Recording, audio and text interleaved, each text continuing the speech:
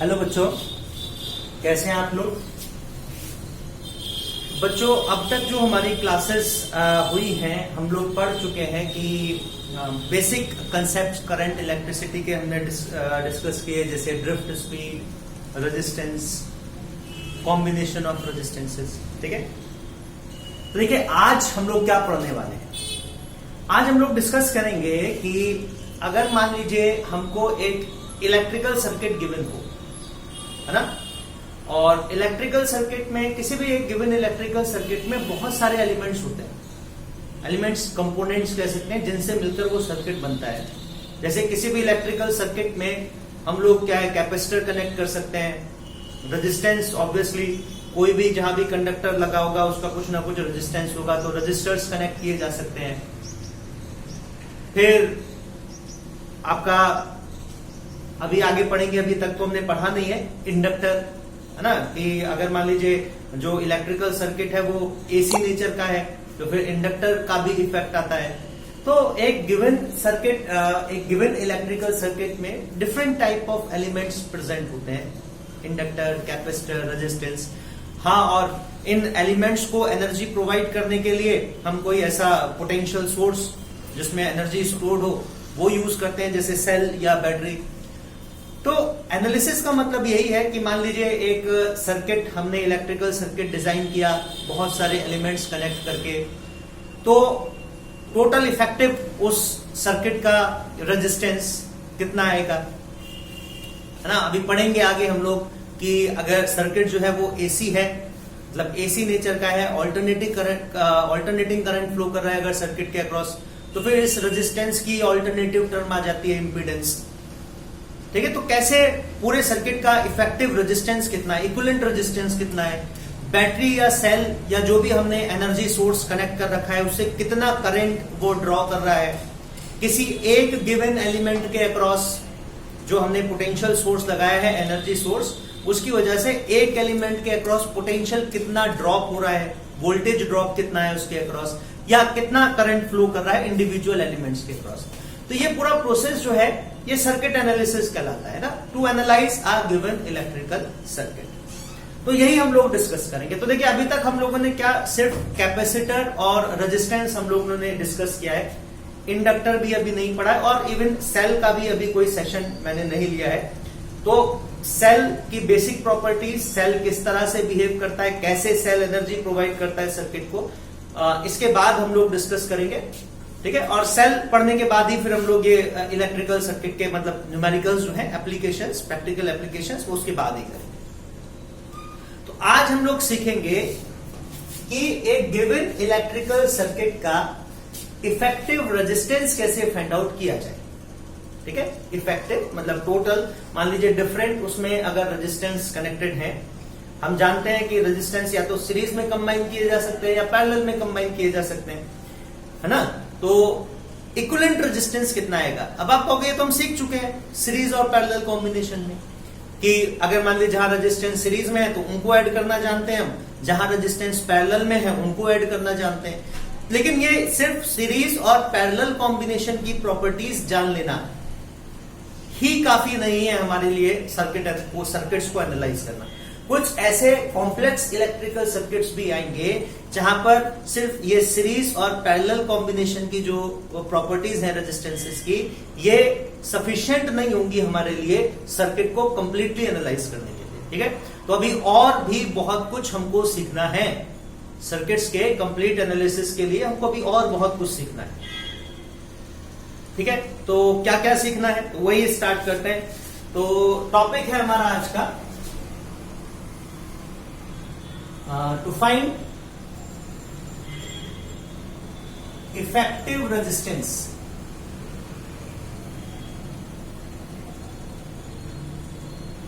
of any given circuit,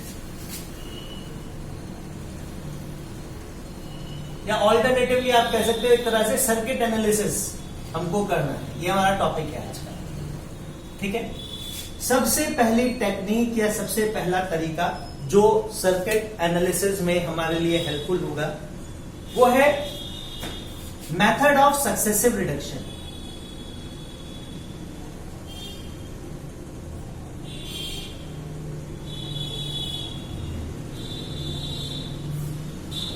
method of successive reduction क्या है?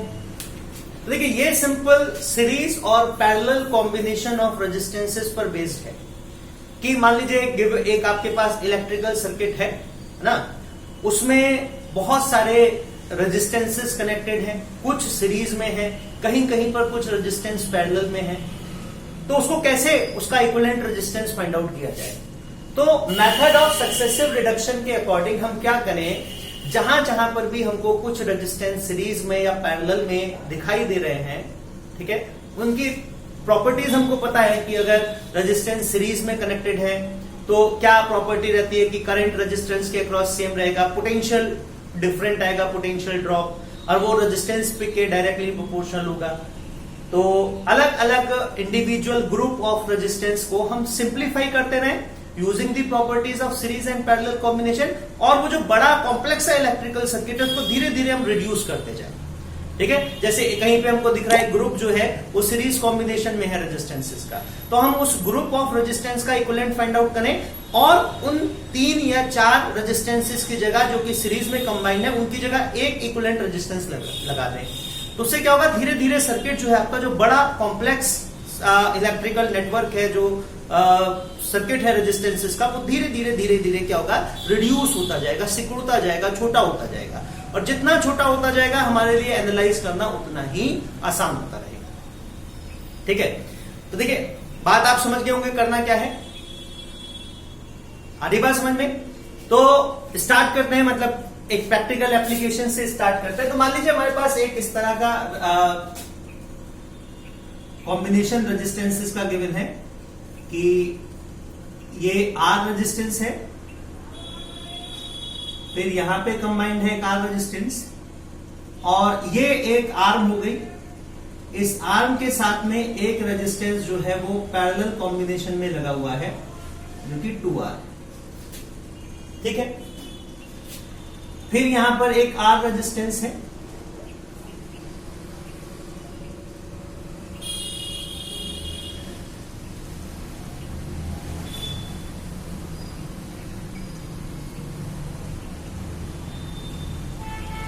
फिर ये यहां पर जो है एक रेजिस्टेंस लगा हुआ है जो कि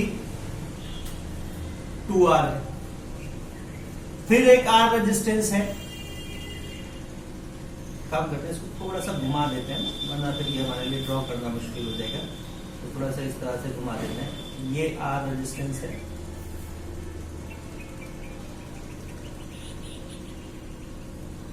इसको भी थोड़ा कर्व सा बना देते हैं।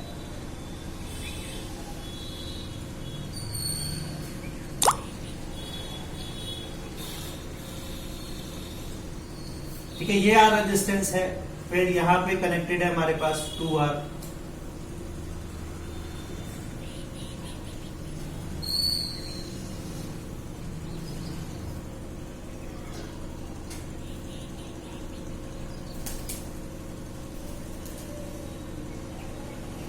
फिर ये यहां पे R रेजिस्टेंस कनेक्टेड है, फिर ये यहां पे है 2R। ठीक है, और चलिए इसी को रिड्यूस कर लेते हैं। ये 2R है, ये 2R है, तो मान लीजिए ये 2R है, और इस पॉइंट को कह दीजिए A, इस पॉइंट को कह दीजिए B। आपको बताना है कि A और B के बीच में ये इफेक्टिव रेजिस्टेंस कितना है। मतलब अगर मैं एक बैटरी कनेक्ट करूं, एक सेल कनेक्ट करूं A और B के बीच में, A और B टर्मिनल के बीच में, तो ये इफेक्टिव रेजिस्टेंस, मतलब ये जो सर्किट है कितने इक्विवेलेंट रेजिस्टेंस की तरह बिहेव करेगी। तो सबसे पहले हम देखें कि जो भी करंट यहां से फ्लो करेगा, मान लीजिए टोटल करंट I ड्रॉ हुआ सेल से, जो ये पूरा रेजिस्टेंस है, सारे रेजिस्टेंस मिलके कंबाइन जो टोटल करंट ड्रॉ कर रहे हैं बैटरी से, वो I है। तो सबसे पहली बात तो ये समझिए, जितना करंट बैटरी से फ्लो कर रहा है, जितना total charge, positive charge battery के पॉजिटिव टर्मिनल से आउटवर्ड फ्लो कर रहा है, उतना ही चार्ज बैटरी के नेगेटिव टर्मिनल में इनवर्ड फ्लो करेगा। ये कंजर्वेशन ऑफ चार्ज। ठीक है, जितना चार्ज या जितना करंट बैटरी के पॉजिटिव टर्मिनल से आउटवर्ड फ्लो कर रहा है, उतना ही करंट बैटरी के नेगेटिव टर्मिनल में एंटर करेगा। ठीक, तो अब यहां पे देखिए, यहां पे जाके ये करंट डिस्ट्रीब्यूट हो जाएगा। एक तो हमारे पास ये आर्म है, इस आर्म के अक्रॉस कुछ करंट फ्लो करेगा और कुछ करंट इस आर्म के अक्रॉस जाएगा। इस आर्म में भी फिर करंट यहां पे बटेगा, यहां पे बटेगा, यहां पे बटेगा, है ना। फिर यहां पे जो करंट जाएगा वो इस आर के अक्रॉस फ्लो करेगा और इस आर के अक्रॉस फ्लो करेगा। तो इन दोनों रेजिस्टेंस के अक्रॉस, क्योंकि ये एक ही आर्म है, तो जो भी करंट यहां पे फ्लो करेगा वही करंट इस आर के अक्रॉस भी फ्लो करेगा। तो ये तो हमको दिख रहा है कि ये दोनों रेजिस्टेंस जो है ये सीरीज कॉम्बिनेशन में है, ठीक है। फिर इस आर्म का के अक्रॉस, इस आर्म के अक्रॉस जो है करंट वो डिस्ट्रीब्यूट हो रहा है ना। यहाँ पे करंट डिस्ट्रीब्यूट हो रहा है, कुछ करंट यहाँ पे जाएगा इसके अक्रॉस, कुछ करंट मान लो इसको मैं कह देता हूं I1 इसके अक्रॉस फ्लो करेगा और I2 इसके अक्रॉस फ्लो करेगा, ठीक है। तो यहाँ ये I1 तो इस R रेजिस्टेंस को R रेजिस्टेंस के अक्रॉस फ्लो करता हुआ यहाँ पे आएगा I1। फिर यहां से आएगा I2 2R से पास होता हुआ, तो यहाँ पे अब यहाँ पे आके I1 और I2 करंट दोनों मिल जाएंगे और ये दोनों करंट मिलके I1 प्लस I2 फ्लो करेगा इस आर के अक्रॉस, है ना। तो हम देखें एक तरह से इन दोनों आर्म के अक्रॉस, इस आर्म के अक्रॉस जिसके अक्रॉस I1 करंट फ्लो कर रहा है और इस आर्म के अक्रॉस जिसके अक्रॉस I2 करंट फ्लो कर रहा है, इनका कंबाइंड करंट, इन दोनों का कंबाइंड करंट इस आर के अक्रॉस फ्लो करेगा। तो एक तरह से ये आर इसके और इसका जो कॉम्बिनेशन होगा उसके साथ सीरीज में है, क्योंकि जितना करंट इन दोनों के अक्रॉस मिलके फ्लो कर रहा है उतना करंट अकेले आर्म में फ्लो कर रहा है। इसका मतलब ये और ये पूरी आर्म यहां से लेकर ये हिस्सा पूरा, है ना, ये पूरा हिस्सा जो है ये सीरीज कॉम्बिनेशन है। तो पहले तो हम इसको रिड्यूस करेंगे ना, ये तो चलिए आगे कहानी होगी। पहले हम इस वाली आर्म को रिड्यूस करें। सबसे पहले तो इसको रिड्यूस करते हैं। यही इक्विवेलेंट सर्किट मैं कैसे ड्रॉ कर सकता हूं, ये R और R, सबसे पहले तो मैं देखूं ये जो I1 करंट फ्लो कर रहा है ये एक ही आर्म है, एक ही पाथ है, करंट का डिवीजन नहीं हो रहा। जो करंट इस R से फ्लो करेगा वही करंट इस R से फ्लो करेगा। तो ये दोनों सीरीज कॉम्बिनेशन है। तो मैं इनका इक्विवेलेंट, इन दोनों को रिप्लेस करके इनके इक्विवेलेंट के बराबर रेजिस्टेंस यहां पे पुट करूं। तो मैं इसको लिख दूं R प्लस R, तो ये हो जाएगा 2R। सीरीज में ये रेजिस्टेंस हमारा हो जाएगा 2R। तो मैं इसको एक ही उससे रिप्लेस कर सकता हूं।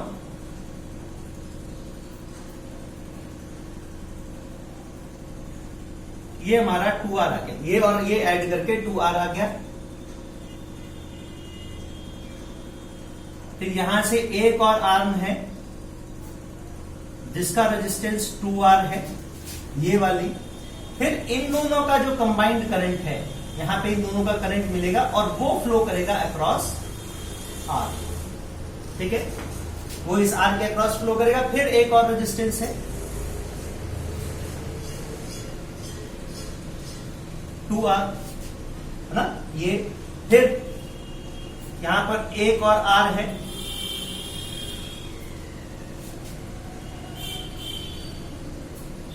ठीक है। और फिर एक और R है, सॉरी 2R है एक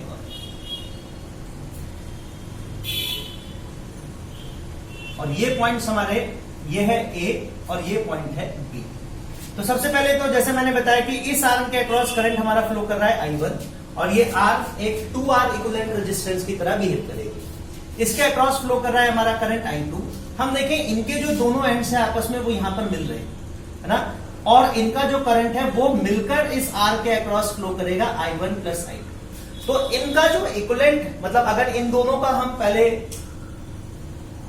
इक्विवेलेंट फाइंड आउट कर ले, वो इक्विवेलेंट, इस आर्म को अगर मैं एक ही इक्विवेलेंट रेजिस्टेंस मानूंगा तो जो करंट इस पूरी आर्म के अक्रॉस फ्लो कर रहा है वही करंट R के अक्रॉस फ्लो कर रहा है। तो ये पूरी आर्म और ये स्मॉल r एक दूसरे के साथ सीरीज कॉम्बिनेशन में है ना। तो इस तरह से हम इसको रिड्यूस कर सकते हैं। तो पहले तो इनका इक्विवेलेंट निकालें, 2R और 2R का पैरेलल कॉम्बिनेशन में कितना आएगा वो हम पढ़ चुके हैं कि अगर इक्विवेलेंट रेजिस्टेंसेस हो पैरेलल कॉम्बिनेशन में तो उनका इक्विवेलेंट आधा हो जाता है। जैसे R और R का पैरेलल कॉम्बिनेशन में इक्विवेलेंट R/2 आता है।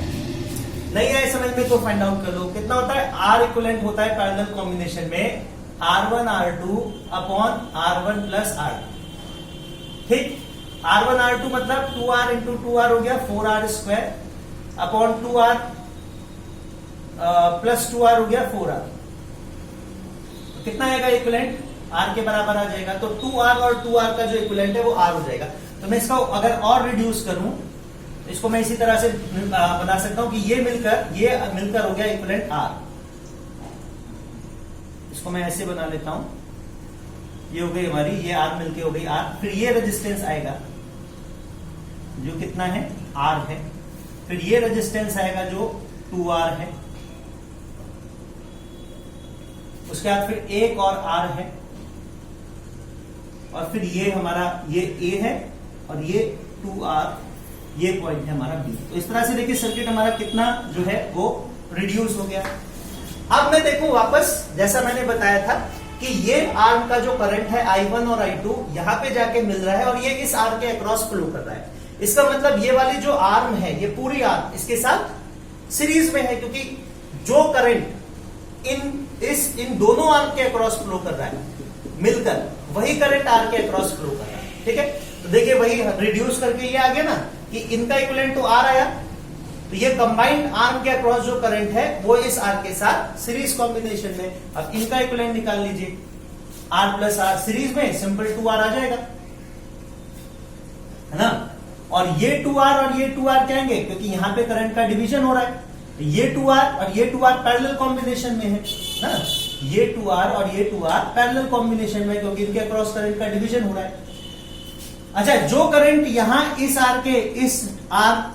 आर्म के अक्रॉस फ्लो करेगा, और जो करंट इस आर्म के अक्रॉस फ्लो करेगा, वो करंट यहां पे आके मिल जाएगा, और वो करंट इस आर्म के अक्रॉस फ्लो करेगा। इसका मतलब इन दोनों आर्म का जो रिजल्टेंट आएगा हमारे पास, जो इक्विवेलेंट आएगा इन दोनों आर्म्स का, वो इस वाली आर्म के साथ सीरीज कॉम्बिनेशन में है। ठीक है, तो चलिए पहले तो इनका इक्विवेलेंट निकालें हम। इसको सिंप्लीफाई कर ले तो ये 2R आएगा, R प्लस R 2R।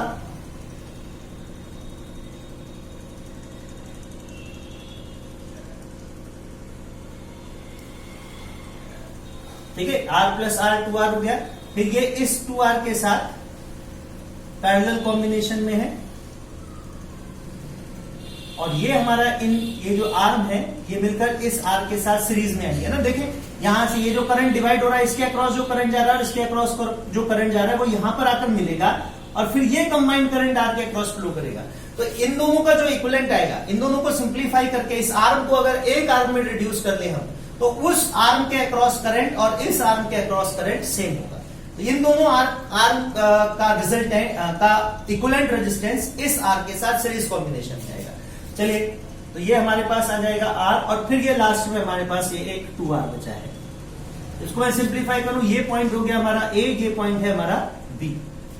ठीक है, तो 2R और 2R का इक्विवेलेंट कितना आ जाएगा, जैसे भी निकाला हमने, 2R और 2R का इक्विवेलेंट R आएगा ना।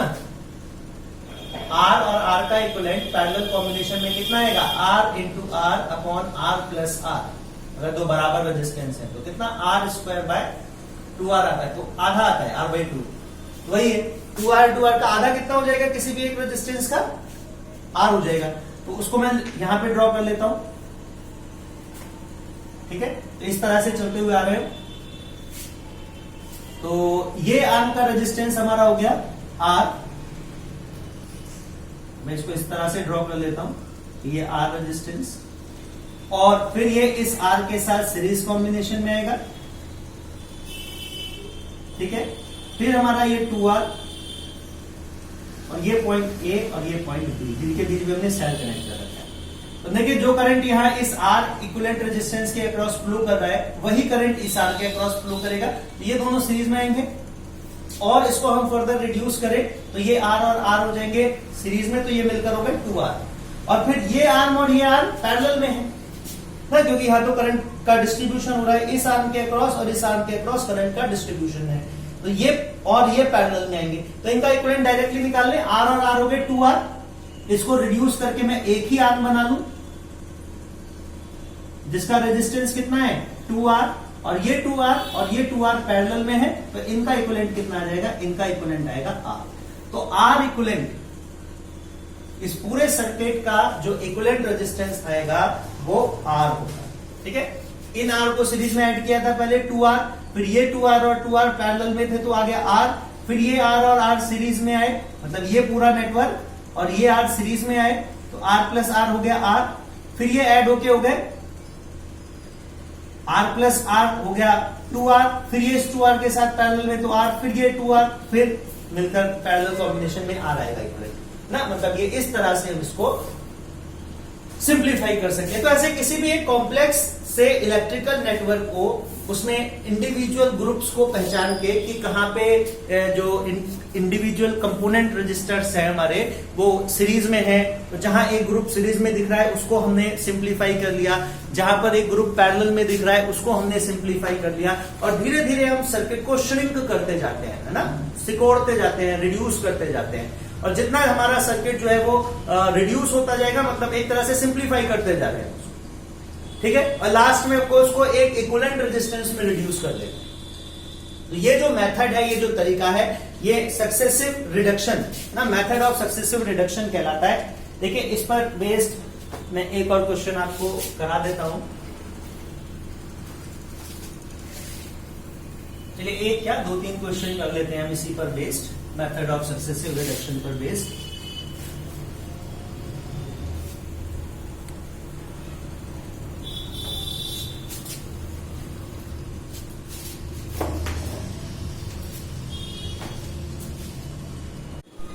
तो देखिए 2 एग्जांपल्स हम लोग कंसिडर कर रहे हैं।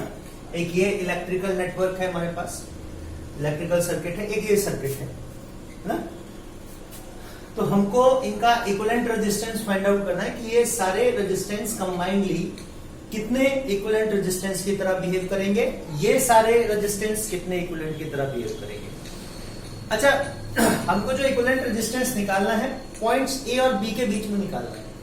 ये बात देखिए ध्यान रखिएगा कि किसी भी एक इलेक्ट्रिकल सर्किट का जो इक्विवेलेंट रेजिस्टेंस है वो इस बात पर डिपेंड करता है कि किन 2 पॉइंट्स के बीच में आप इक्विवेलेंट रेजिस्टेंस फाइंड आउट कर रहे हो। 2 पॉइंट्स के बीच में इक्विवेलेंट का मतलब हो गया कि जिन गिवन पॉइंट्स के इन बिटवीन हमको इक्विवेलेंट रेजिस्टेंस फाइंड आउट करना होता है, उसका मतलब यह है कि उन पॉइंट्स के अक्रॉस आप पोटेंशियल डिफरेंस कनेक्ट करोगे ना, पोटेंशियल सोर्स कनेक्ट करोगे, वो सोर्स जो एनर्जी देगा सर्किट को वो उन पॉइंट्स के बीच में कनेक्टेड होगा। तो जैसे हम ए और बी के बीच में निकाले, तो कहने का मतलब ये है कि हम ए और बी के बीच में सेल को कनेक्ट कर रहे हैं, और ये कितना इक्विवेलेंट रेजिस्टेंस बिहेव करेगा ये इसी बात पे डिपेंड करेगा कि वो पॉइंट्स कौन कौन से हैं जिनके बीच में हमने पोटेंशियल डिफरेंस अप्लाई किया है। तो मान लो अगर मैं यही बी पॉइंट यहां पे ले लूं, ठीक है, तो इसका जो इक्विवेलेंट रेजिस्टेंस है वो डिफरेंट होगा पहले वाले केस में। तो अलग अलग पॉइंट्स के बीच में ना, अलग अलग पॉइंट्स के बीच में सेल या बैटरी कनेक्ट करने पर एक ही इलेक्ट्रिकल सर्किट का इक्विवेलेंट रेजिस्टेंस डिफरेंट आ सकता है, मतलब डिफरेंट सर्किट की तरह बिहेव करेगा वो अलग अलग पॉइंट्स पर पोटेंशियल सोर्स कनेक्ट करने पर। तो सबसे पहले तो हमको ये ध्यान देना है, कोई भी इलेक्ट्रिकल सर्किट सिंप्लीफाई करने से पहले हमको ये ध्यान रखना है कि किन 2 पॉइंट्स के बीच में हम सेल या बैटरी या जो सोर्स है जो एनर्जी प्रोवाइड करेगा सर्किट को, उसको किन 2 पॉइंट्स के बीच में कनेक्ट करेंगे, ठीक है। तो अभी तो हमको गिवन है कि we have to find the equivalent resistance between point A and B. तो हम ये मान के चल रहे हैं कि इस ए और बी के बीच में हमने एक सेल कनेक्ट कर दिया। तो देखिए ये जो नेटवर्क है, ये तो अभी हमने जो एग्जांपल कंसीडर किया था while discussing the method of successive reduction, ठीक वैसा ही है, ठीक वैसे एग्जांपल लिया मैंने, बस मैंने आर जो लिया था उसको 3 ओम और 2R ऑब्वियसली फिर 6 ओम हो जाएगा, सेम वैसा ही नेटवर्क है। इसको हम सिंप्लीफाई करें अगर मेथड ऑफ सक्सेसिव रिडक्शन से, तो आप देखिए मान लीजिए अगर ए बी पॉइंट के बीच में सेल कनेक्टेड है, तो जो टोटल करंट फ्लो करेगा या टोटल करंट ड्रॉ होगा सेल से या बैटरी से बाय दिस होल सर्किट, वो टोटल करंट इस पॉइंट ए पर जाकर, क्योंकि ए पॉइंट पर जाकर ये अवेलेबल पाथ है करंट के पास, करंट इस पाथ से भी फ्लो कर सकता है, इस पाथ से भी फ्लो कर सकता है, इससे भी, इससे भी, तो करंट का डिस्ट्रीब्यूशन होगा, ठीक है।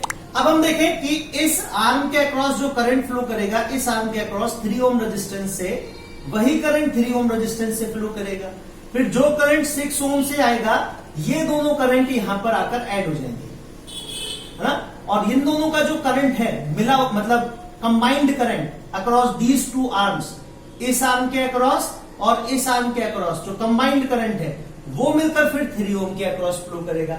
इसका मतलब ये 3 ओम इस आर्म और इस आर्म के साथ सीरीज कॉम्बिनेशन है ना। तो जो मैंने प्रोसेस आपको बताया था ठीक वही प्रोसेस हम यूज करेंगे इस सर्किट को सिंप्लीफाई करते हुए। तो इसको रिड्यूस करना शुरू करें तो देखिए यहां से स्टार्ट करते हैं कि सबसे पहले तो हमको दिख रहा है कि ये 3 ओम और ये वाला 3 ओम जो है ये सीरीज कॉम्बिनेशन में है दोनों रेजिस्टेंस। क्यों? क्योंकि दोनों एक ही आर्म में कनेक्टेड है और एक ही पाथ है। तो जो करंट फ्लो करेगा, जितना करंट इस 3 ओम से फ्लो करेगा उतना ही करंट इस 3 ओम से फ्लो करेगा। तो मैं लिख सकता हूं, अगर मैं इसको रिड्यूस करूं, सक्सेसिव रिडक्शन से मैं इसको रिड्यूस करूं तो इसको मैं इस तरह से ड्रॉ कर सकता हूं कि ये 3 और ये 3 मिलके हो गए 6 ओम। ठीक है, तो ये हो गया 6 ओम रेजिस्टेंस। फिर ये 6 ओम आ गया हमारा,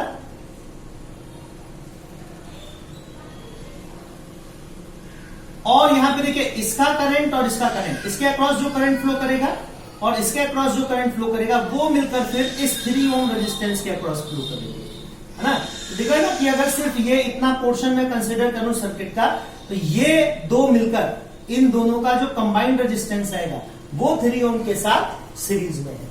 तो नेक्स्ट हम इसी को सिंप्लीफाई करेंगे, बाकी का भी हम ड्रॉ कर लें। ये 6 ओम हो गया, ये 3 ओम, फिर ये एक 6 ओम दे रखा है, फिर एक 3 ओम,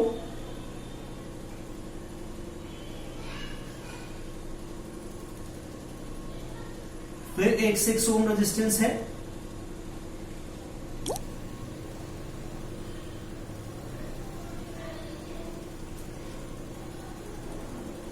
फिर एक 3 ओम रजिस्टर है, और फिर ये लास्ट में 6 ओम है in between A and B. ठीक है, अच्छा ये लास्ट वाला हमारा 3 ओम के, तो ये हमारा 3 ओम है ना, तो ये हमारे 3 है 6 ओम के। ठीक, तो ये रिड्यूस हो गया इस तरह से। अब फिर जैसे मैंने बताया इस 6 और 6 का हम पैरेलल कॉम्बिनेशन में इक्विवेलेंट फाइंड आउट करेंगे। तो देखिए 6 और 6 का पैरेलल कॉम्बिनेशन में इक्विवेलेंट निकालूं तो मैं R1 R2 upon R1 plus R2 36/12 कितना आएगा? 3 आएगा।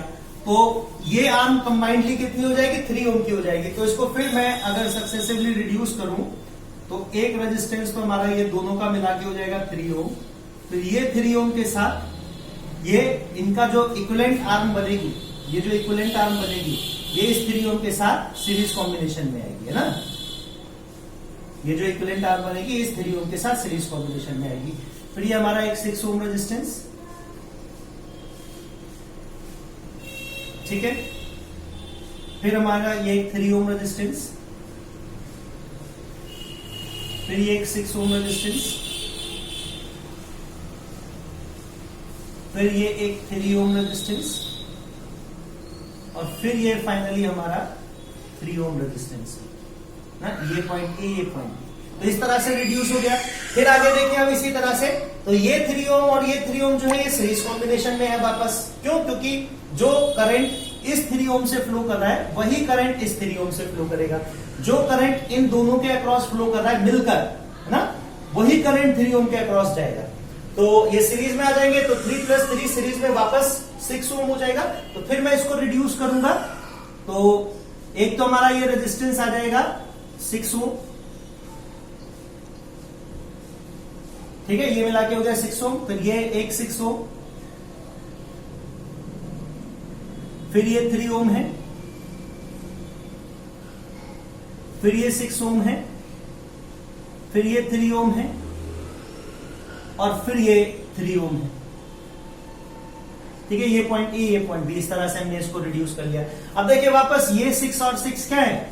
ये पैरेलल में है, क्योंकि यहाँ पे करंट का डिस्ट्रीब्यूशन हो रहा है ना इस आर्म के और इस आर्म के अक्रॉस।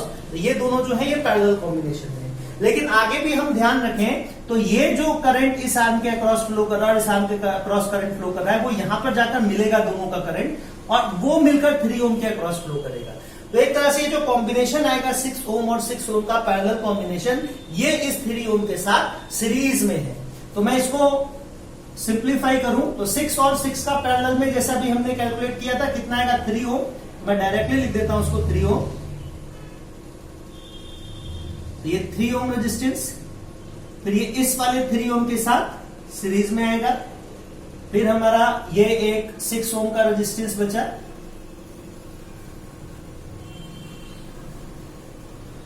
फिर ये एक 3 ओम, और फाइनली ये हमारा 3 ओम। ठीक है, तो देखिए धीरे धीरे हमारा जो सर्किट है वो छोटा होता जा रहा है, श्रिंक होता जा रहा है। फिर मैं इसको सिंप्लीफाई करूं, ये 3 और 3 सीरीज में है, क्योंकि जो करंट इसके अक्रॉस फ्लो करेगा वही करंट इसके अक्रॉस फ्लो कर रहा है, ये सीरीज में है, और इनका जो सीरीज कॉम्बिनेशन है वो इसके साथ पैरेलल में है। ये पॉइंट हमारा ए है, ये पॉइंट हमारा बी है। तो देखिए मैं इनको डायरेक्टली लिखूं, ये 3 और 3 6 आएगा, और ये और 6 और 6 कितना आएगा, ये 3 हो जाएगा, फिर ये 3 और 3 जो है 6 हो जाएगा। चलिए पहले इतना करते हैं, ये 3 और 3 6, और इसका पैरेलल कॉम्बिनेशन मैं एक साथ लिख देता हूं। ठीक है, और ये ध्यान रखिए कि ये जो करंट इस आर्म के अक्रॉस जाएगा, ये करंट, और इस 6 ओम के अक्रॉस जो करंट जाएगा वो मिलकर यहाँ पे कंबाइंड होगा, ये करंट और ये करंट, और वही करंट इस 3 ओम के अक्रॉस फ्लो करेगा। तो इनका जो इक्विवेलेंट आएगा वो इस 3 ओम के साथ सीरीज में आएगा। कितना आएगा, 3 और 3 हो जाएगा 6, और 6 और 6 का पैरेलल कॉम्बिनेशन में हो जाएगा 3 ओम।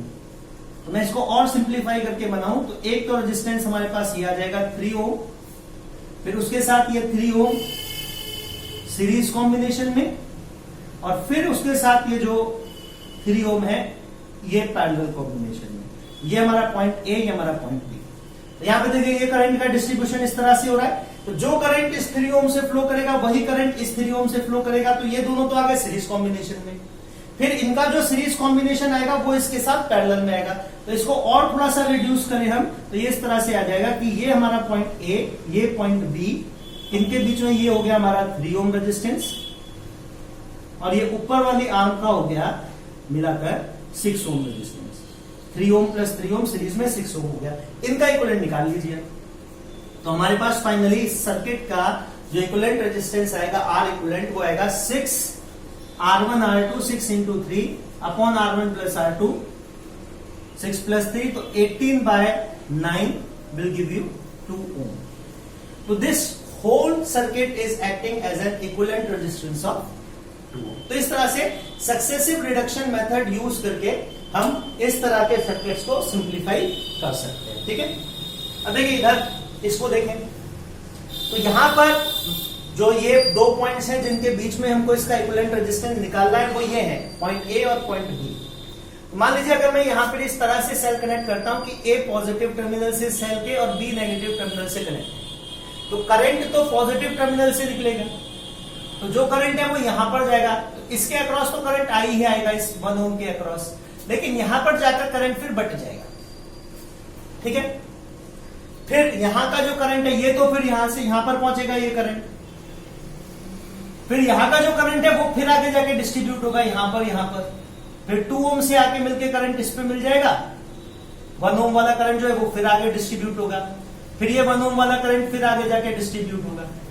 अब ये जो लास्ट में हमारे पास है, यहां से जो करंट आएगा 1 ओम, क्योंकि ये क्लोज पाथ बन रहा है यहां पर, तो ये 1 ओम के अक्रॉस जो करंट फ्लो करेगा वही करंट इस 1 ओम के अक्रॉस फ्लो करेगा ना। तो हम देखिए सबसे लास्ट से हम इसको सिंप्लीफाई करना स्टार्ट करेंगे। तो ये 1 ओम और ये 1 ओम सीरीज कॉम्बिनेशन में है, तो मैं अगर इनको रिड्यूस करूं तो इसको मैं एक 2 ओम का रेजिस्टेंस लिख सकता हूं। तो ये जो आर्म है इसके अक्रॉस में एक ही रेजिस्टेंस लगा दूं, कितना, 2 ओम का, और ये 1 ओम को मैंने हटा दिया। फिर ये 2 ओम हमारा ये आ गया, ठीक है, फिर उसके बाद ये 1 ओम,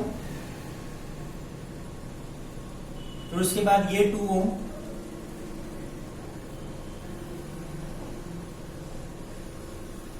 ठीक है, उसके बाद फिर ये 1 ओम, फिर ये 2 ओम, फिर ये 1 ओम, फिर ये 2 ओम, और फिर ये 1। ठीक है, इस तरह से हमारा रिड्यूस हो जाएगा, और ये आ जाएगा हमारा पॉइंट ए, ये आ जाएगा पॉइंट बी। ठीक है, अब देखिए इन दो को सिंप्लीफाई करते हैं, क्योंकि यहां पे सबसे लास्ट में यही है कि इसके अक्रॉस करंट और इसके अक्रॉस करंट डिस्ट्रीब्यूट हो रहा है, और जो करंट यहां से फ्लो करके आएगा और यहां से फ्लो करके आएगा, ये इनका करंट मिल जाएगा, है ना। तो एक तरह से ये दोनों जो है करंट डिस्ट्रीब्यूट हो रहा है इनके अक्रॉस, ये दोनों कैसे आएंगे, पैरेलल कॉम्बिनेशन में। 2 और 2 का इक्विवेलेंट निकालिए पैरेलल कॉम्बिनेशन में, 2 into 2 upon 2 plus 2, 4/4 will give you 1। तो इनका इक्विवेलेंट रेजिस्टेंस वापस कितना आ जाएगा 1 ओम। तो फिर हम इसको इन दोनों को हटा के हम 1 ओम का रेजिस्टेंस लगा सकते हैं। तो मैं ये ड्रॉ कर लूं कि ये हमारा 1 ओम का रेजिस्टेंस है। फिर उसके बाद ये आर्म के साथ में ये आ जाएगा 1। ठीक है, अब देखिए यहां से जो करंट आ रहा था ना हमारा 1 ओम का, 1 ओम के अक्रॉस जो करंट फ्लो करता हुआ आया, वही करंट जाके इसके अक्रॉस और इसके अक्रॉस डिस्ट्रीब्यूट हुआ। फिर जब ये एक इक्विवेलेंट रेजिस्टेंस बन जाएगा, मान लो इसको हमने जैसे इक्विवेलेंट से रिप्लेस कर दिया 1 ओम से, तो जो करंट इस 1 ओम के अक्रॉस फ्लो कर रहा है वही करंट इस 1 ओम के अक्रॉस फ्लो कर रहा है। तो ये 1 ओम और ये बाकी का जो सर्किट रहा, हमारी बाकी के जो आर्म्स थी वो एक दूसरे के साथ सीरीज कॉम्बिनेशन में थी। तो हम इसको सिंप्लीफाई करके इस तरह से ड्रॉ कर सकते हैं। ये आ जाएगा हमारा 2, फिर ये 1 ओम इसके साथ सीरीज में आ जाएगा, फिर ये 2 ओम आ जाएगा, फिर इसके साथ ये हमारा 1 ओम जो है ये सीरीज कॉम्बिनेशन में आ जाएगा, फिर ये 2 ओम आ जाएगा, फिर इसके साथ ये जो है 1 ओम जो है सीरीज कॉम्बिनेशन में आ जाएगा। तो कितने बचेंगे हमारे पास, ये 1 2 3, तो ये 3 हो गए, ये हमारा आ गया 1। और फिर हम देखें ये 1 ओम जो है ये कैसे है, सीरीज कॉम्बिनेशन में, तो इनका इक्विवेलेंट कितना हो जाएगा 2। तो इसको फिर सिंप्लीफाई करिए, इसकी जगह पर इनको रिप्लेस कर दीजिए एक 2 ओम के रेजिस्टेंस से, जो इस 2 ओम के साथ क्या है पैरेलल कॉम्बिनेशन में आएगा। क्यों? क्योंकि इस पॉइंट पर करंट का डिस्ट्रीब्यूशन हो रहा है। तो जो करंट इस 1 ओम के अक्रॉस गया वो वही 1 ओम के अक्रॉस, तो ये तो सीरीज कॉम्बिनेशन में, लेकिन इस आर्म में और इस आर्म में करंट क्या है, बढ़ रहा है ना, तो ये पैरेलल कॉम्बिनेशन में आएंगे। तो ये 2 ओम और ये 2 ओम एक दूसरे के साथ पैरेलल कॉम्बिनेशन में हो गए। ठीक है, फिर इनके साथ ये 1 ओम जो है ये सीरीज में आ जाएगा, और बाकी के आर्म इस 2 ओम के साथ पैरेलल में, फिर ये 1 ओम जो है इसके साथ सीरीज में, ये 2 ओम जो है ये पैरेलल में, और ये फाइनली हमारे पास 1 ओम जो है ये सीरीज में आ जाएगा। ये पॉइंट ए और ये पॉइंट बी। ठीक है, इन 2 और 2 का पैरेलल में, क्योंकि यहाँ पे करंट डिस्ट्रीब्यूट हो रहा है ना, ये इस आर्म के अक्रॉस और इस आर्म के अक्रॉस, तो हम देखें इक्विवेलेंट इनका पैरेलल कॉम्बिनेशन में आ जाएगा 2 और 2 का 1। तो मैं थोड़ा और एक स्टेप में 2 बार इसको सिंप्लीफाई कर लेता हूं। इनका इक्विवेलेंट आएगा 1, और यहाँ पे देखिए जो करंट यहां पर आ रहा है ना, वही करंट जाके यहाँ पे दोनों के अक्रॉस डिस्ट्रीब्यूट हुआ था। तो एक तरह से जो करंट इन दोनों के अक्रॉस फ्लो कर रहा है वही करंट 1 ओम के अक्रॉस फ्लो कर रहा था। जो करंट आके इसके अक्रॉस और इसके अक्रॉस बटा, वही तो फ्लो कर रहा था 1 ओम के अक्रॉस टोटल। तो ये दोनों आर्म का जो इक्विवेलेंट रेजिस्टेंस आएगा वो इस 1 ओम के साथ सीरीज कॉम्बिनेशन में आएगा। तो इनका इक्विवेलेंट हो जाएगा 1, और वो 1 इस 1 के साथ सीरीज कॉम्बिनेशन में आएगा। तो अगर मैं इसको रिड्यूस करके ड्रॉ करूं तो एक ये मैं ड्रॉ कर लेता हूं 1 ओम, जो इस 1 ओम के साथ सीरीज में आएगा, फिर ये 2 ओम उसके साथ पैरेलल में, फिर ये 1 ओम सीरीज में, फिर ये 1 ओम उस बाकी के आर्म के साथ पैरेलल में, और ये लास्ट में हमारा ये 1 ओम। ठीक है, ये पॉइंट ए और ये पॉइंट बी। ठीक है, फिर वापस 1 और, क्योंकि ये जो करंट यहां आएगा वही करंट इस आर्म के अक्रॉस गया था, बाकी आगे के नेटवर्क के अक्रॉस, तो ये और ये मिलके हो गए सीरीज में। तो 1 + 1 ये 2, और देखिए यहां पे करंट का डिस्ट्रीब्यूशन हो रहा है ना, तो ये 2 इसके साथ पैरेलल में आएगा। थोड़ा जल्दी से सिंप्लीफाई करिए तो 1 + 1 सीरीज में हो गया 2, और 2 और 2 का पैरेलल में हो गया इक्विवेलेंट 1। ठीक है, अब ये जो मिलाकर 1 आएगा, देखिए ये जो मिलाकर 1 आएगा वो इस 1 के साथ सीरीज में आएगा। क्यों? क्योंकि यहां से जो करंट आ रहा है टोटल वही तो जाके डिस्ट्रीब्यूट हुआ इस आर्म के अक्रॉस और इस आर्म के अक्रॉस। तो ये 1 ओम तो इस पूरी आर्म के साथ क्या है, सीरीज में है। तो मैं इसको ड्रॉ करूं और आगे थोड़ा सा सिंप्लीफाई करके, तो ये हमारा पॉइंट ए, ये रेजिस्टेंस 1 ओम, ये रेजिस्टेंस 2 ओम, और ये 1 ओम इस पूरी नेटवर्क जिसका इक्विवेलेंट 1 ओम आएगा उसके साथ सीरीज में आएगा, और ये हमारा पॉइंट बी। ठीक है, अब देखिए, अब इसको डायरेक्टली हम लिख लेंगे इक्विवेलेंट कितना आएगा। ये 1 और 1 ओम सीरीज में है क्योंकि सेम करंट फ्लो कर रहा है इस आर्म के अक्रॉस और इस बाकी के नेटवर्क के अक्रॉस सेम करंट फ्लो कर रहा था, तो ये 1 ओम और ये मिला के जो 1 ओम है ये सीरीज में आ गए। तो ये इनका इक्विवेलेंट हो गया 2। फिर ये 2 और 2 पैरेलल में होंगे क्योंकि यहां पे करंट का डिस्ट्रीब्यूशन हो रहा है, तो 2 और 2 पैरेलल में कितने हो गए 1। तो ये पूरा मिलाकर कितना हो गया 1 ओम का रेजिस्टेंस। तो मैं इसको यहां पे ड्रॉ कर देता हूं। तो ये हमारे पास है पॉइंट ए, ये एक रेजिस्टेंस है 1 ओम का, और ये बाकी मिला के हमारा बचा 1 ओम। ठीक है, क्यों? क्योंकि ये जो करंट टोटल हमारे पास आया पॉइंट एच से, यही जाके पूरे नेटवर्क में आगे डिस्ट्रीब्यूट हो रहा था। मतलब वही करंट उसी करंट में से कुछ प्रोपोर्शन 2 के अक्रॉस गया, कुछ प्रोपोर्शन इस आर्म में आगे चला गया। तो हम देखें 1 और 1 ये सीरीज में आ जाएंगे। ये सीरीज में आएंगे तो इक्विवेलेंट रेजिस्टेंस कितना आएगा हमारा? इक्विवेलेंट रेजिस्टेंस हमारा आएगा 2। ठीक है, इस पूरे नेटवर्क का हमारा इक्विवेलेंट रेजिस्टेंस जो है वो 2 ओम। ये 1 और 1 ओम सीरीज में थे, 2 ये 2 पैरेलल में था, 1 बाकी का नेटवर्क इस 1 के साथ सीरीज में है, तो ये मिला के हुआ 1 प्लस 1 सीरीज में हो गया 2। फिर ये इसके साथ पैरेलल में है तो हो गया 1। अब ये नेटवर्क मिला के इस 1 के साथ सीरीज में है, 1 प्लस 1 2 और 2 का पैरेलल में हो गया 1 प्लस 1 2 और 2 का वापस हो गया पैरेलल में 1। अब ये 1 और 1 सीरीज में आएंगे, तो इसलिए लास्ट में इनका इक्विवेलेंट रेजिस्टेंस 2 हो जाएगा। ठीक है, तो इस तरह से सक्सेसिवली हम रिड्यूस करते जाए सर्किट को, तो बड़े इलेक्ट्रिकल नेटवर्क का भी हम आसानी से इक्विवेलेंट रेजिस्टेंस फाइंड आउट कर सकते हैं। बस हमको क्या पहचानना है कि कहां किस जगह पर एक ग्रुप जो है रजिस्टर्स का वो सीरीज में है या पैरेलल में। ठीक है, उसको कैसे पता करेंगे? करंट डिस्ट्रीब्यूशन से पता चलेगा। करंट डिस्ट्रीब्यूट हो रहा है सीरीज में, पैरेलल में करंट डिस्ट्रीब्यूट नहीं हो रहा है तो सीरीज में। और जैसे एक आर्म के अक्रॉस करंट जो है वो आगे जाके मान लीजिए 4 आर्म में बढ़ गया, तो उन 4 का जो इक्विवेलेंट आएगा वो इस आर्म के साथ सीरीज में है, क्योंकि जितना करंट इस अकेली के अक्रॉस फ्लो कर रहा है, इस आर्म के अक्रॉस, इस इंडिविजुअल आर्म के अक्रॉस फ्लो कर रहा है, वही चारों के अक्रॉस आगे जाके बटा। तो पहले इन चारों का इक्विवेलेंट निकालिए, ठीक है, फिर उसको इसके साथ सीरीज में रखिए। तो इस तरह से हम सीरीज और पैरेलल कॉम्बिनेशन को आइडेंटिफाई कर पाए अगर किसी भी सर्किट में, तो आसानी से सक्सेसिवली सर्किट को रिड्यूस करते करते करते छोटा बनाते जाएं और लास्ट में हम इक्विवेलेंट रेजिस्टेंस जो है सर्किट का वो फाइंड आउट कर सकते हैं। ठीक है, चलिए और नेक्स्ट टेक्निक पढ़ते हैं या कुछ एग्जाम्पल करते हैं इसी से रिलेटेड। और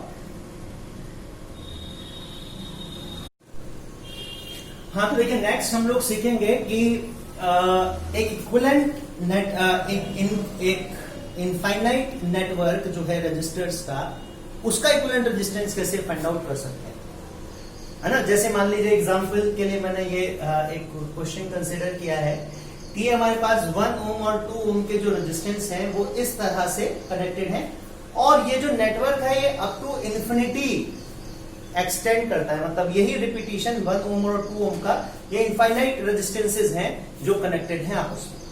और आपसे कहा जाता है कि बताइए पॉइंट ए और बी के बीच में इस इनफाइनाइट नेटवर्क का इक्विवेलेंट रेजिस्टेंस कितना है। ठीक है, देखिए क्या करना है हमको इनफाइनाइट सीरीज का रेजिस्टेंस फाइंड आउट करने के लिए। सबसे पहले तो हमको देखना है कि किसी भी इनफाइनाइट सीरीज में एक पर्टिकुलर स्मॉल यूनिट होती है रेजिस्टेंसेस के कॉम्बिनेशन की, और उस यूनिट का सक्सेसिव रिपीटिशन होता है।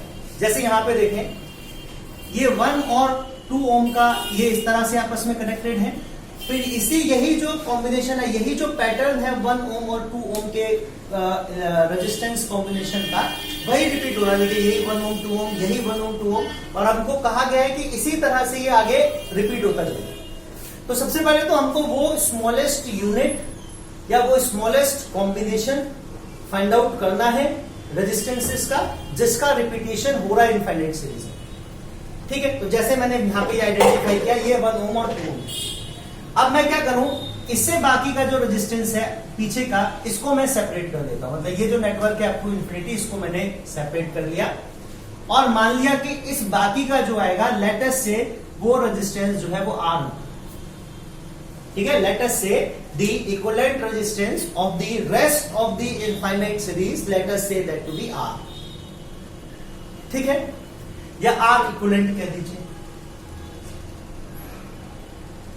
ठीक, अरे बात समझ में ना कि हमने जो स्मॉलेस्ट यूनिट है, एक यूनिट को हमने छोड़ दिया, बाकी के जो ये स्मॉल यूनिट्स का ही रिपीटिशन होगी ये इनफाइनाइट सीरीज, तो बाकी की जो सीरीज है उसका रेजिस्टेंस हमने अपनी तरफ से मान लिया कि let us say the resistance of this infinite network, let us say that to be R equal. अब अगर मैं इसको सिंप्लीफाई करके लिखूं तो अब मेरे पास ये थोड़ा इस तरह से रिड्यूस हो जाएगा कि ये पॉइंट ए, ये पॉइंट बी, ये हो गया 1 ओम, ये हो गया 2 ओम, है ना, और ये बाकी का जो नेटवर्क है इसका इक्विवेलेंट रेजिस्टेंस आर इक्वल। ठीक है। अच्छा हम देखें कि ये 1 ओम और 2 ओम मिलाकर ये तो एक स्मॉल यूनिट है। ऐसी इनफाइनाइट यूनिट्स जो हैं उनके रिपीटिशन से ये नेटवर्क बना है। तो मान लीजिए जैसे हमारे पास इनफाइनाइट नंबर ऑफ एटम्स हैं, मतलब इनफाइनाइट नंबर ऑफ एलिमेंट्स हैं, सॉरी एटम्स कह रहा हूं, इनफाइनाइट नंबर ऑफ एलिमेंट्स है, ये अप टू इन्फिनिटी एग्जिस्ट करते हैं। तो इसमें मैं अगर एक यूनिट और बढ़ा दूं तो अब बताओ, आपसे मैं कहूं बताओ इसका नंबर कितना है। पहले ये इनफाइनाइट है, इसमें एक यूनिट ऐसी ही और बढ़ा दी तो कितनी है? आप कहोगे इनफाइनाइट में अगर एक यूनिट आप बढ़ाते हो तो क्या फर्क पड़ेगा इन्फिनिटी में? वो सेम ही रहेगा कि अगर ये इनफाइनाइट है तो एक यूनिट और बढ़ा देने से ये इनफाइनाइट ही रहेंगे, है ना। वही अब हम यहाँ पे कंसेप्ट यूज करने वाले हैं। मैं कहूं कि भाई ये इक्विवेलेंट रेजिस्टेंस, ये जो इनफाइनाइट सीरीज है यहां से आगे तक की एक यूनिट को छोड़ के जो बाकी का हिस्सा बचा है, जो इनफाइनाइट नेटवर्क है, अगर इसका रेजिस्टेंस आर इक्विवेलेंट है तो इसमें मैं अगर ये एक यूनिट और ऐड कर दूं तो मिलाकर भी तो रेजिस्टेंस आर इक्विवेलेंट ही आना चाहिए, क्योंकि ऐसी जैसे ये 1 और 2 का ये एक यूनिट है जिसका रिपीटिशन हो रहा है, इस यूनिट का, इस स्मॉल सर्किट का जो मतलब इसी स्मॉल सर्किट के रिपीटिशन से बना हुआ है ना ये सारा। तो अगर पूरी इनफाइनाइट सीरीज में मैं एक और ये यूनिट ऐड करूंगा तो इक्विवेलेंट रेजिस्टेंस जितना ये बाकी की सीरीज का लगभग उतना ही आएगा टोटल। तो मैं ये भी लिख सकता हूं कि इस पूरे का भी जो कंबाइंड आएगा वो भी आर इक्विवेलेंट ही होगा।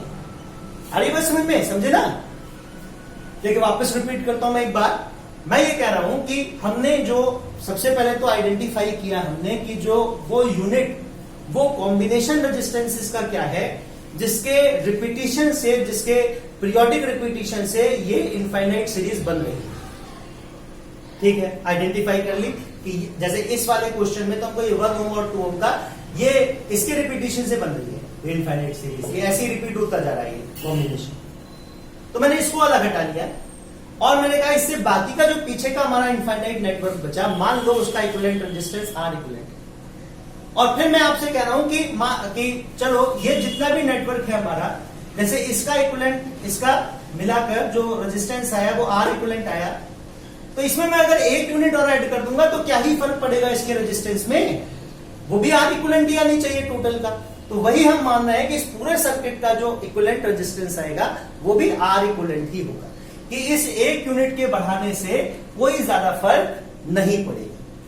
तो हम इसको सॉल्व करें। पहले तो इसका पूरे का इक्विवेलेंट निकालें। यहां देखें, यहां तो करंट का डिस्ट्रीब्यूशन हो रहा है तो ये दोनों पैरेलल कॉम्बिनेशन में है, आर इक्विवेलेंट और 2, और उनके साथ क्योंकि जो करंट ए से आएगा वही जाके इसके अक्रॉस और इसके अक्रॉस डिस्ट्रीब्यूट होगा, है ना। ये जो इनका जो कंबाइंड आएगा, जो कॉम्बिनेशन आएगा, इनका जो इक्विवेलेंट रेजिस्टेंस आएगा वो 1 के साथ सीरीज में।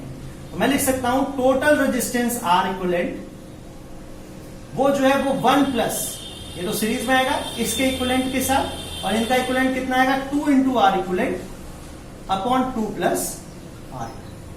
ये हमारे पास एक, ये थोड़ा सा असम्पशन लेके ये एक तरह से ये इक्वेशन हमारे पास आ गई। अब इसको हम सिंप्लीफाई करें और यहां से हम आर इक्विवेलेंट की वैल्यू फाइंड आउट करें इस इक्वेशन से। तो करें सिंप्लीफाई। तो पहले तो हम देखें इसको, इसका एलसीएम आ जाएगा 2 प्लस आर इक्विवेलेंट, ये आ जाएगा हमारे पास 2 plus R equivalent plus 2 R equivalent equals to R equivalent. ये क्रॉस मल्टीप्लीकेशन करेंगे, ये एलसीएम या डिनोमिनेटर इधर आएगा, तो मैं यहां लिख देता हूं, यहां से स्टार्ट करते हैं लोग। यह आ जाएगा 2 R equivalent plus R equivalent square equals to 2 plus R equivalent plus 2 R equivalent. अच्छा, 2 प्लस आर इक्विवेलेंट और आर इक्विवेलेंट मिला के कितना हो जाएगा 3 आर इक्विवेलेंट। तो मैं इनको एक साथ ही लिख लेता हूं, 2 प्लस 3 आर इक्विवेलेंट। तो ये हमारे पास एक क्वाड्रेटिक इक्वेशन बन गई, आर इक्विवेलेंट स्क्वायर और ये 3 इक्विवेलेंट इधर आ जाएगा तो हो जाएगा माइनस आर इक्विवेलेंट और -2 इक्वल्स टू 0, है ना। तो splitting by the middle term से हम इसको फैक्टराइज करके हम इसको, या स्प्लिटिंग बाय मिडिल टर्म से हम इसको सिंप्लीफाई करें तो हम इसको लिख सकते हैं, ये आ जाएंगे इसके जो फैक्टर्स आएंगे, एक तो आ जाएगा आर इक्वलेंट +1, एक आ जाएगा आर इक्वलेंट -2 इक्वल टू 0, है ना। एक बार मल्टीप्लाई करके देखिए आएगा नहीं आएगा। R equivalent square -2 R equivalent plus R equivalent -2 equals to 0, है ना। तो वही इक्वेशन आ जाएगी हमारी ये। तो ठीक है, ये फैक्टर्स बन जाएंगे। तो इनकी बेसिस पे हमारे पास आर इक्वलेंट की दो वैल्यू आएंगी, या तो आर इक्वलेंट जो है वो -1 होना चाहिए, या आर इक्वलेंट जो है वो 2 ओम आना चाहिए। देखिए रेजिस्टेंस कभी भी नेगेटिव नहीं होता है ना।